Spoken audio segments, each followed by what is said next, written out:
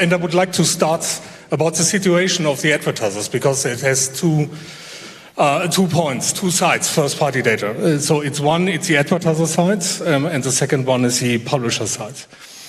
So what is your feeling about how well the advertisers are prepared from the coming cookie collapse? So everybody knows that it's really hard to target and to drop cookies on Safari. Firefox closed that last week, and at some point in time, Chrome is then we need a solution for that.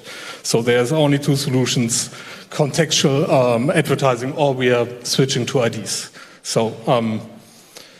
Yes, it's actually very interesting, because some advertisers definitely are willing to move forward with a cookieless solution and still want to put their budgets on their publishing industry, do not want to just go for the GAFAs and place their budgets on Facebook and Google in future. So they're working already on a registration first-party data strategy. They are already diving into the information gathering of ID solutions. So it's very interesting to see how advertisers, especially the ones with a shop on site, with a direct B2C operation, already start gathering email addresses, logging, and already working on a cookieless solution. Others which only have a information kind of websites where there's no way of gathering login registration, they definitely they're not that prepared yet, unfortunately. But we also talk to a lot of agencies, and agencies do definitely currently have that topic high, do have a high priority on that topic. So what do you think? So not every publisher has first-party data, as we heard. And there were, in the last years, a lot of startups coming up. They're using third-party data to expand their business. So what do you think, at which size of the company does it make sense to have their own first-party data strategy? On publisher side? On the advertiser side. On the advertiser side, yeah. I mean, honestly, every advertiser should have a first-party data strategy. Doesn't matter size or whatsoever.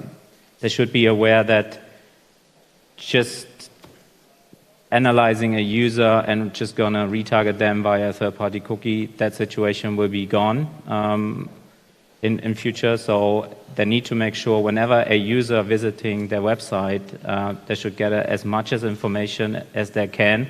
Maybe come up with a content strategy, login strategy, whenever it's possible, to make the user, make a more user-centric way of acting with users on site.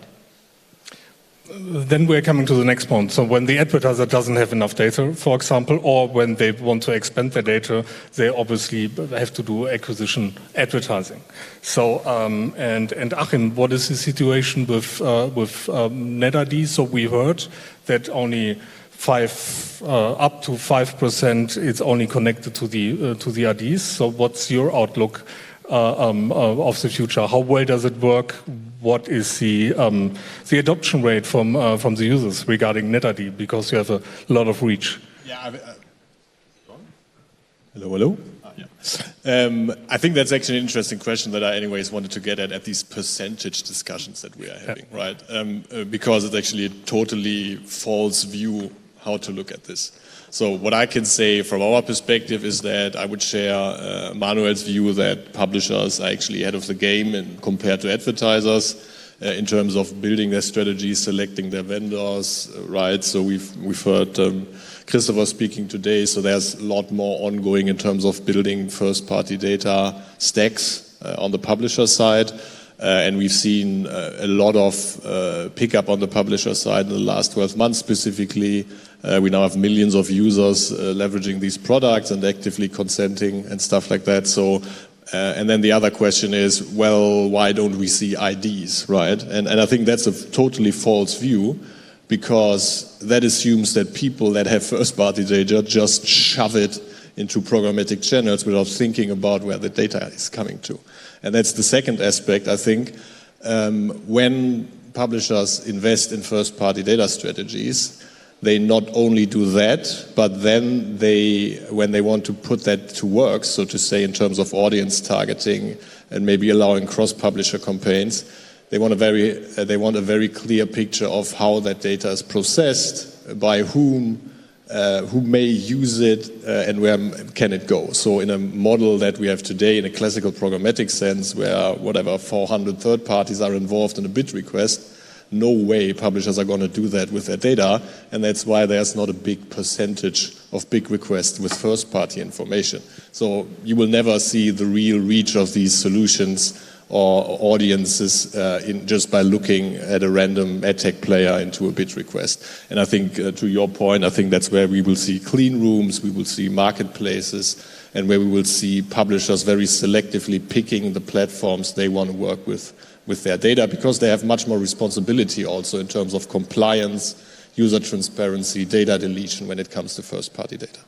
Absolutely. And so Thomas, you're dealing with three different IDs, so, and you have a perspective on this? Yeah, so just coming back to the first-party data question, so we already see a lot of adoption of publisher-centric targeting, of first-party data targeting in the Nordics. So it's like a publisher, they have a login, they use this for pre-selected deals or pre-targeted deals, but also in the programmatic way of selling, but then using the data only on their own inventory. So combining data and inventory back and giving the advertiser the option to use their first-party targeting completely on their own inventory. So this works. It seems like a model that seems to work in the Nordics and seems to flow also into our region. In terms of the IDs, we see a limited adoption for premium publisher, as Achim already mentioned, for IDs where there's like a hashed email approach. Like hashing emails doesn't sound too nice for the data protection authorities, so we see little adoption. We see more adoption where there's more a non-hashed email-based approach, and I'm sure you can talk to that a little bit more. So there are different ways. It's not that it's clear which is going to be the most important. For the bigger ones, maybe first-party data sets seems to be the way forward, at least in our region at the moment. For the smaller publisher, maybe they have less ability to create their own sets and convince buyers to use their own data. Then maybe another option is better. So how do you see that? So, hello everybody. It's so amazing to be here. I was here 2 years ago, just before the pandemic, on this stage. So much has changed in that time. Our lives have changed, but also there has been, as I think we've all seen, a huge growth in adoption of first-party ID solutions, especially here in Germany, and that reflects the increased adoption in Europe. So I think there's several different factors at play here. It's obviously a great idea for a publisher to build the relationship that they have with their subscribers, their viewers, their listeners. By all means do that, but not every publisher is in a position to be able to do that. So I'm thinking of publishers like Veta Online, for example, or other publishers with lots of video content, Show Heroes. So all of these publishers, Gutefrage, who've been able to develop a first-party ID strategy by combining probabilistic and deterministic methodologies. Some publishers that work with ID5 that have joined ID5 over the past 2 years don't want to store first-party data on their servers. They don't want to have the emails hashed in any form stored on their servers. They'd much rather work with a probabilistic solution. So I think when we're talking about first-party data, it's important to define exactly what first-party data we mean. Often this conversation, especially in America, defaults immediately to a conversation about logged-in users and emails, which are much more available in the US than they are here, because, of course, we take a much more consented approach in Europe, as we should, to taking care of respecting consumers' privacy. So I think there has been a huge growth in the last 2 years. So I think talking about the availability in the bid stream is a good thing to look at. As an infrastructure player, we rely on the SSPs that we work with, Programmatic and Magnite and Equative and all these SSPs and the DSPs we work with to tell us about the availability. And they say between 20 to 50% of the bid stream has an ID in it in Europe. So And I think that is important. It's obviously never enough. There's always going to be some users who opt out or who don't opt in Europe, and that we need to respect those consent choices. We need to always improve how we communicate with the consumer to have them understand the value exchange so they can see the value. I think they can see the value with a brand very often if they have a good relationship, and with some publishers. There's always more work to do, but actually the growth has been really impressive in the last couple of years. Maybe one aspect to add, some publishers, they also use an ID provider to stabilize their own first-party ID across different platforms and services, which is also a good option, because then they can see, okay, it's the same user in Android and it is in the browser, for example, which adds value to their own targeting. So sometimes they're combining those two different approaches, just making it more valuable than for them for targeting purposes. But there is a combination of some of the solution that's really working out. And that's a sophisticated approach. There's the basic, straightforward approach of making the IDs available, which I'm happy to help with. And then there's the more sophisticated approach where you can work with a platform and be able to package up your data in a better way to make it even easier to buy. Because at the end of the day, what we're really talking about here is how easy it is to buy inside the walled gardens. And we need to help the publishers be able to make it easier than it is at the moment. Okay, I think that's a good point, right? Because there's actually a spectrum when we talk about first-party data, right? So in our example, we are only concerned and interested in building stuff in terms of authenticated user login-based transaction, right? And naturally, even though I'm building this, I don't expect 100% of impressions to go to logged-in users, honestly, right? So, and if you talk to people that work then on, let's say, modeling solution, probabilistic user targeting, typically you would see that they would say, okay, if you have 20% deterministic data, fine, right? We can model the rest of the 80%, we can model, results will be brilliant. And I think that's the key point, right? So first-party data is not only about deterministic logged-in users, which are then cross-device, cross-channel, right, and everything that was requested, but you can use that to model the rest, so to say, and maybe then contextual also comes into the mix, obviously. But so there's not one thing about first-party data, but it's a much broader spectrum, and you need actually solutions that then can fulfill your 100% needs, so to say. So how good does it work? So we all know that we are losing data. So we started with contextual advertising, then we moved into programmatic. With programmatic, we get more data, and we could target quite easily. So when I'm looking into the typically market data place, I can, especially in US, I can target everything. And now the market is moving into, okay, let's do probabilistic methodology. So, and I can tell you a story about us. I'm coming from a marketing attribution player. And and we faced these challenge as well. So we are losing data, so what are we doing with the rest of the data, and can we scale it up? And we made a lot of tests, and we see we can't scale that up so easily. So for an attribution player, that doesn't work, because people who are opting in behaving completely differently than people who are opting out. So the big question is, how good does it work for the future? And so in the time when we are losing third-party data, so what will be missing? So do we all have to go back to contextual advertising, or having a few percentage of IDs? Hopefully it's growing. But at some point in time, we have to live with that not everything is so effective.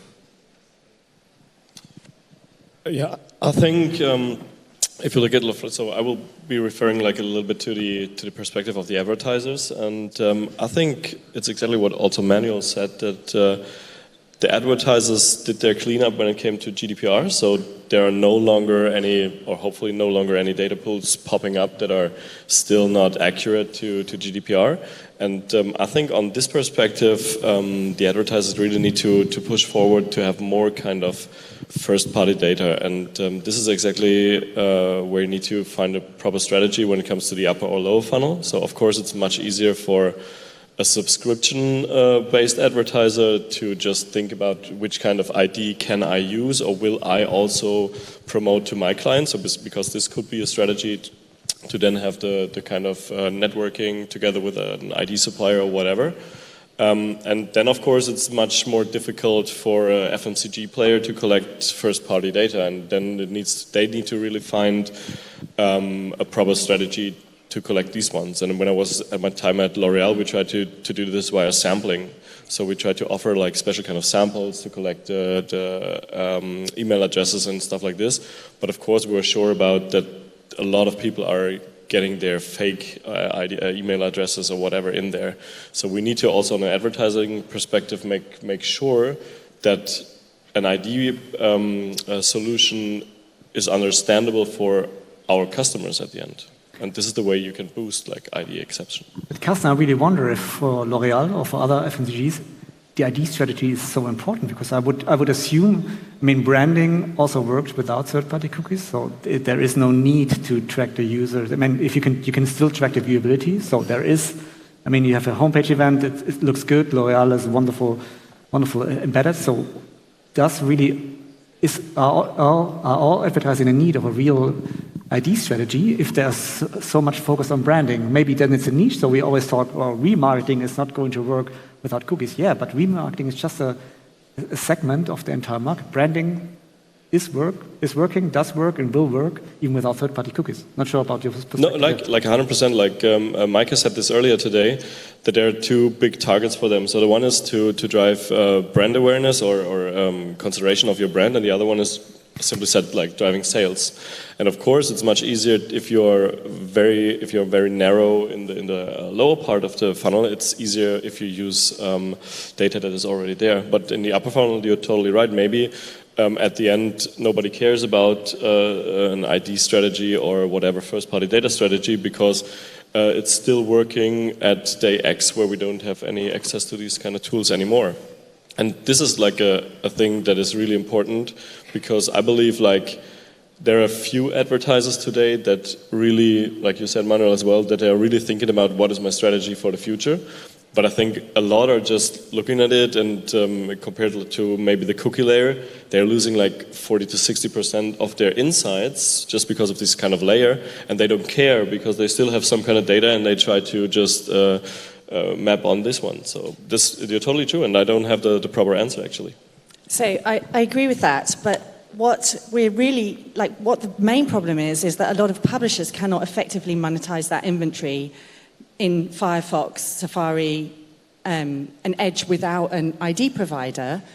And that also represents an opportunity for advertisers to really increase their reach. And at the moment, while we have some great tech partners here in Germany who are really taking the opportunity to reach that audience, there's not 70 DSPs bidding for that inventory. So it's underpriced, it's a bargain, but it's also an excellent way for the advertisers that we have active in Germany and across Europe right now to really increase their reach in a place where they can have more dominance.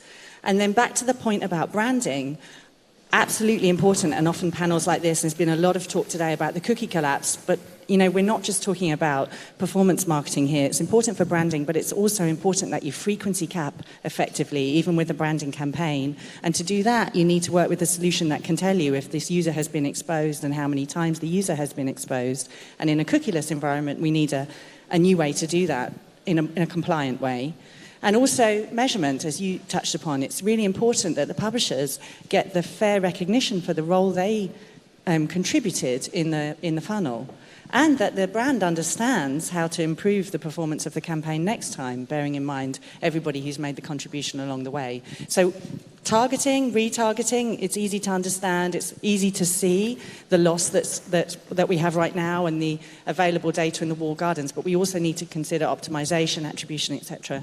Yeah, but just let me just jump in, because like when you're talking about frequency capping, we're already having like a big problem today because of the walled gardens, because there is no frequency capping today.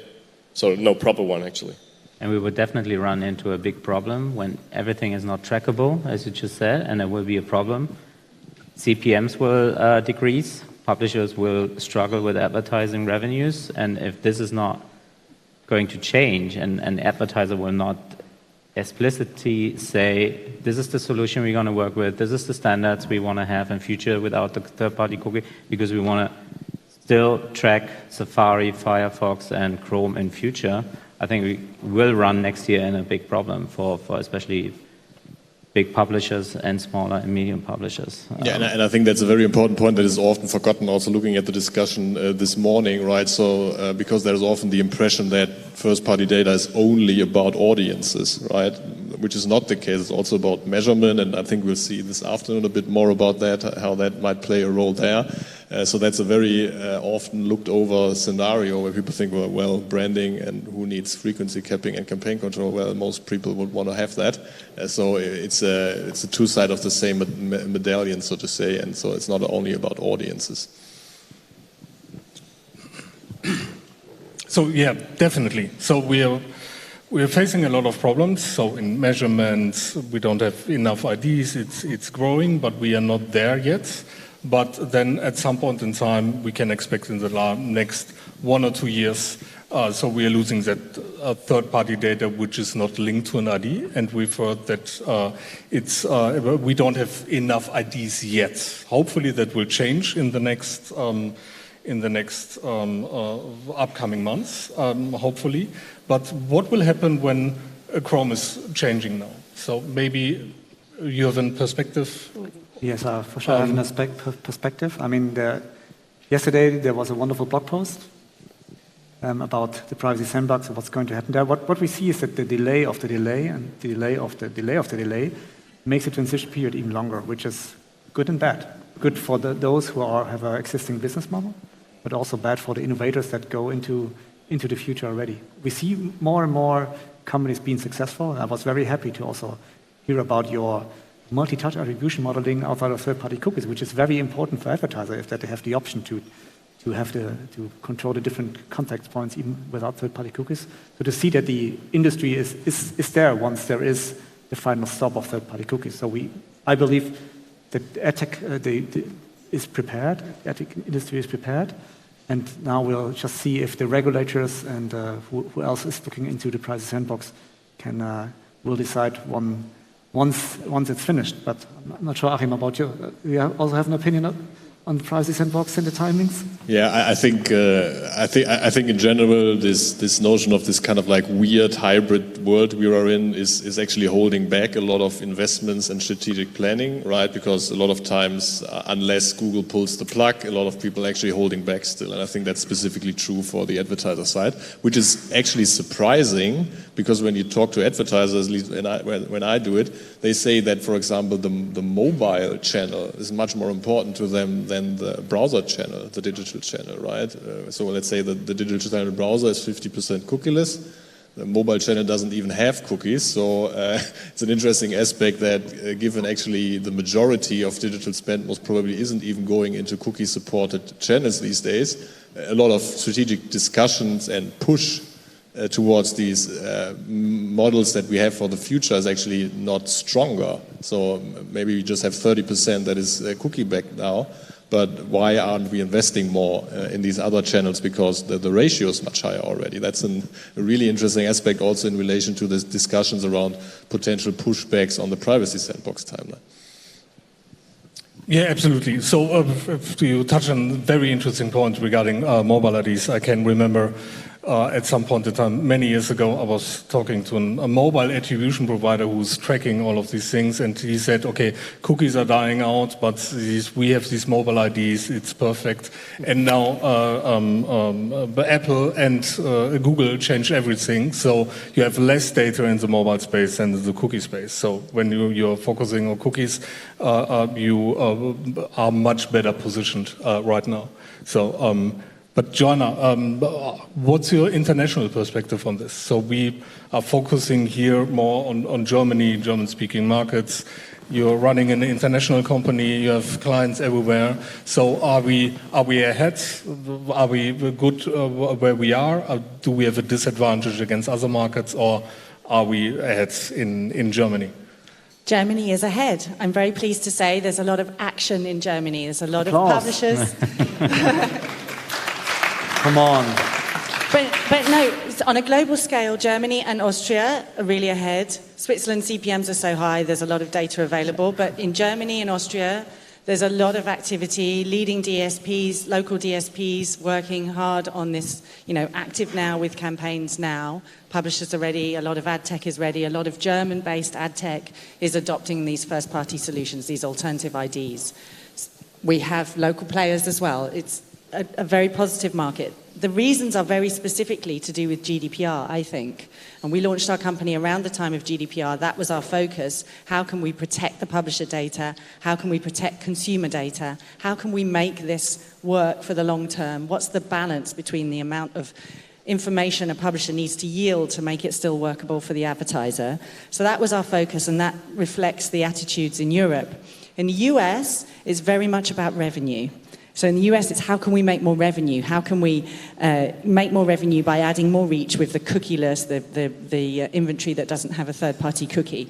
There's a lot of email address availability. There's a lot of publishers and brands have mobile ad IDs, connected TV IDs, and they want a way to stitch that again across multi-channel and be able to activate across multi-channel, which is really important. It's just, of course, the dynamic is much less about privacy and data protection. Maybe to add to that, what we tried within a small group of people was Axel Springer, with United Internet, with Virtual Minds and Adform, and netID to also create something that can be a standard globally. So we created a GitHub when we're going to put it into the IB Tech Lab.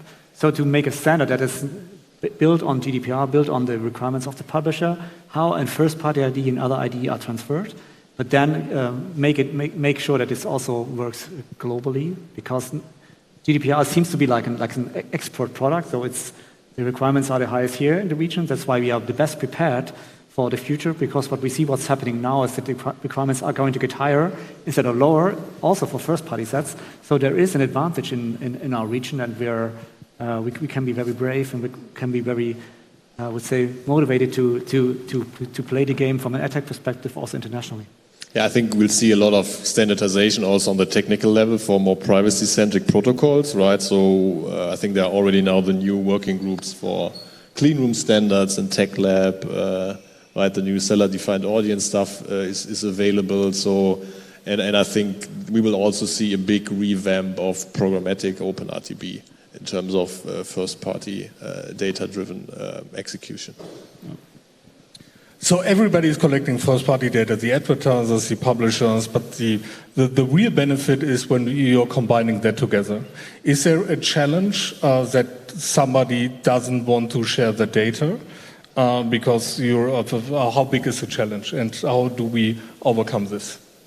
It's a very big challenge, because a publisher who gathers a lot of first-party data, by law, it's already not that easy to share with other publishers or directly with advertisers. And publishers, especially in Germany or Europe, based on GDPR, they're really willing to make sure whenever they ask you for something like social demographic data, email address, it's clear that it's not going to be used and shared with somebody.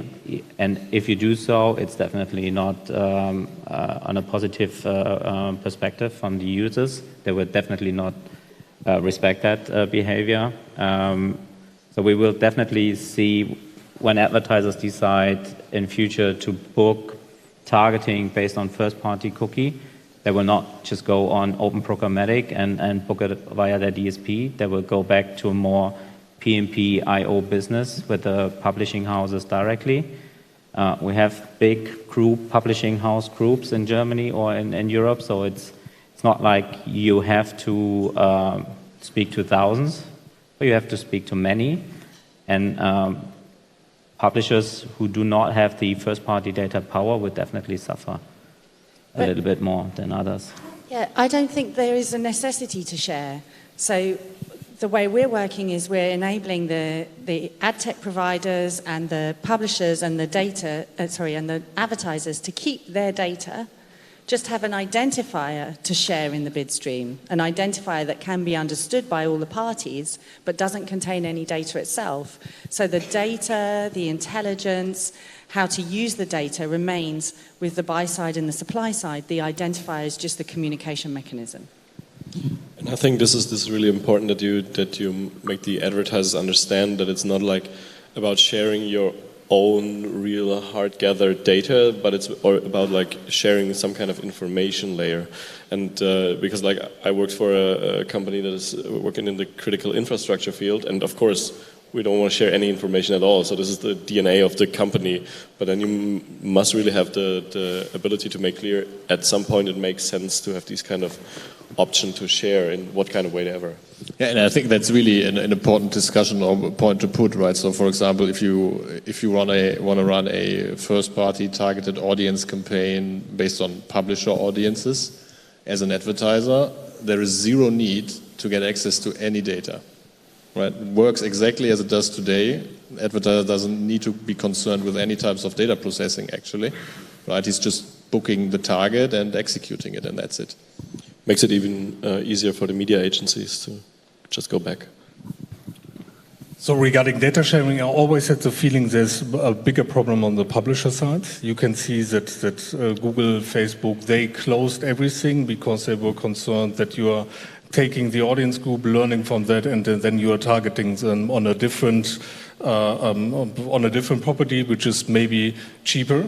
So data clean rooms are an important topic. Everybody's talking about that. Could that be a solution, and how far we are away from that in implementing this?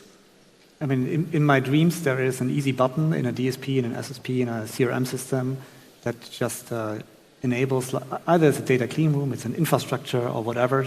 So to make those data points that are first party accessible and being able to activate on that. So this might be, clean room is one of the solutions, but there are others. But in my dream, there is an easy button that just connects the different first party pods. And yes, that's the thing. But the question is, how complex is it going to be to run campaigns based on that? If it's too complex, you have another service provider, another implementation, another API to call. So it needs to be easy, it needs to be open in a way that all of the advertisers can also use their CRM data in a way that they can easily activate those. So definitely, that's a challenge. And when you combine that and when you're looking to the big walled gardens, which have all of the data, they have an easy-to-use platform, and we as an open technologies provider for the open web, we have to conquer a lot of challenges to be on the Augenhöhe. I don't have the English word for this. Same level, maybe? Same level, yes, exactly. So what do we have to do all as market players to get on the same level, to don't have a disadvantage against the big walled gardens? So pricing could be one strategy, but it's always a bad strategy. So we want to have the same margins. So what do we have to do? Advertisers, publishers? I think publishers have a big advantage because they have a more range of holistic audience. Everybody who's reading online newspapers in Germany they're most likely between 7 and 100, but not of those will actually be on Facebook. They will not always be on YouTube or Google search. So I think that the publishers sit definitely on a very strong and powerful first-party database. They need to come up with, we heard it yesterday from Media Impact, they just started to come up with very data-driven products, which leads into first-party data. Advertisers need to be clear that this first-party data has more value than just the data from Google and Facebook. So we just need to make sure that, again, talk more than they did in the past. And so my recommendation is to take the lead from some of the players in the room already who are actively running campaigns. Relevant Digital yesterday shared a case study about the improved performance that they've seen on their side in a campaign with Adform and Matterkind and Piano. There's all these opportunities to test and learn and practice now while you can do A/B tests. You can compare a campaign on third-party cookies with a campaign on a universal ID, look at the increased reach, look at the improved performance, look at the CPMs. There's a lot of activity we can do now. It is an uncertain world. We don't know when the cookie collapse will be. But there's a lot of opportunity to learn and empower yourself right now, and that's my advice. But this is a nice thing, because this kind of, and you mentioned it earlier as well, there's no like date that will prepare us, and this is on the advertiser perspective, I think one important thing to bring this kind of topic even more in the minds of the top management, because when it was a GDPR, we had a certain kind of date, and everybody was clear about if until this date nothing happens, we really could face some really like vulnerable fees. And this is not what's happening now, but maybe the impact could or might be even much bigger than potential fees that you need to pay on a lawsuit or something, because it's just happening and you're just losing your insights, you're losing your audience, your targeting, and at the end you're losing, I don't know, the branding or even the sales that you're driving today. Yeah, I think the most important message to take away is actually start now, right? Because you can actually run these campaigns today, right? There's enough audience available, let's say not available, but reachable, so to say, right? And you can compare side by side, but and you don't need to wait for your, I need to select my first party strategy, ID strategy as an advertiser. You can run a campaign tomorrow, right? So it's possible, and nobody holds you up, because there are not that many interactions where you actually need your own data to do that. So I think that's the most important point, because we heard that in the morning, we need to select something, we need to agree on something. There's a lot of stuff that is working, just try it out. Yeah, absolutely. And from our experience, I can say, so with GDPR, it was easy, that was one date. But for browser changes, you only have a couple of weeks, and then everything is gone and it's going away. So thank you. I believe that we are running out of time. I didn't look into the clock. We started a little bit later. So, but a question to the audience. Have somebody has a question here to the panel? €10 per question. So you get €10. 20? I double it. Okay. So nobody. So thank you for the interesting discussion. And now I believe is lunch. And enjoy. That's the reason. Thank you so much. Thank you very much.